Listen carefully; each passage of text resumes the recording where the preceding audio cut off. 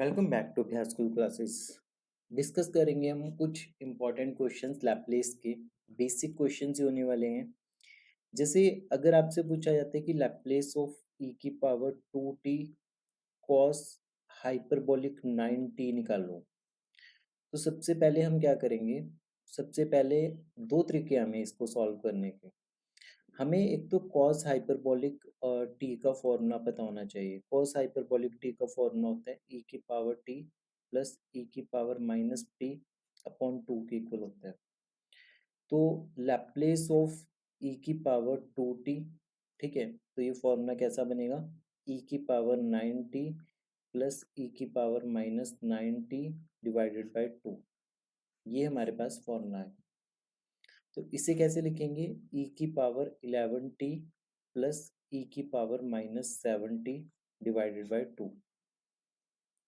तो यहाँ से हमारे पास 1/2 आ जाएगा। लैप्लेस ऑफ ई की पावर 11t आएगा प्लस लैप्लेस ऑफ ई की पावर माइनस 7t आएगा।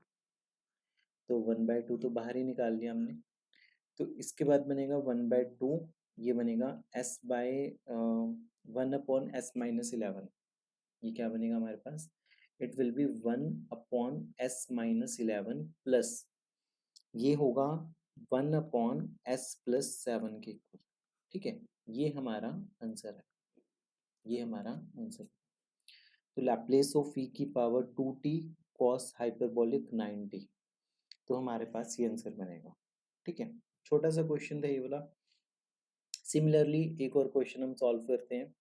तो क्वेश्चन में हमारे पास क्या दिया हुआ है कि लैप्लेस हमें फाइंड आउट करना है किसका, cos square eighty into sine eighty का। ठीक है, तो कॉस स्क्वेयर एटी का लैप्लेस क्या होता है, सबसे पहले इसे चलो अलग से सॉल्व करते हैं अंदर वाली टर्म को। कॉस स्क्वेयर एटी को हम कैसे लिखेंगे, we will write it as 1 plus cos 280 divided by 2 into sine eighty, into sine eighty लिखेंगे। अब इसे लिखेंगे हम 1/2 तो बाहर ही निकाल लो। इसे लिखेंगे sine eighty plus cos sine eighty cos 280। ठीक है, तो इसे लिखेंगे 1/2 sine eighty as it is, sine eighty as it is plus. अब इस केस में देखना ध्यान से। इस केस में हम 2 से मल्टीप्लाई और डिवाइड करेंगे। इसमें हमने क्या किया, 2 से मल्टीप्लाई और डिवाइड कर दिया। तो 1/2 तो एज इट इज आ गया। 2 साइन ए कॉस बी का फॉर्मूला हमारे पास होगा साइन 380 माइनस साइन 80, ये फॉर्मूला बनेगा। ठीक है, फाइनली क्या निकल के आएगा हमारे पास, 1/2 साइन 80 प्लस 1/4 साइन 380 माइनस 1/4, ये पूरे के बाहर था ना, माइनस 1/4 साइन 80। अब नेक्स्ट स्टेप में हम क्या करेंगे, इसका लैप्लेस कंसीडर करेंगे। तो लैप्लेस कंसीडर करेंगे तो हमारे पास क्या बनेगा, 1/2 ए अपॉन एस स्क्वेयर प्लस ए स्क्वेयर प्लस 1/4 साइन 380, तो 3a upon S square plus 9a square minus 1/4 a upon S square plus A square. तो ये हमारे पास आंसर आएगा। ठीक है, इंपॉर्टेंट क्वेश्चन है अगेन ये भी।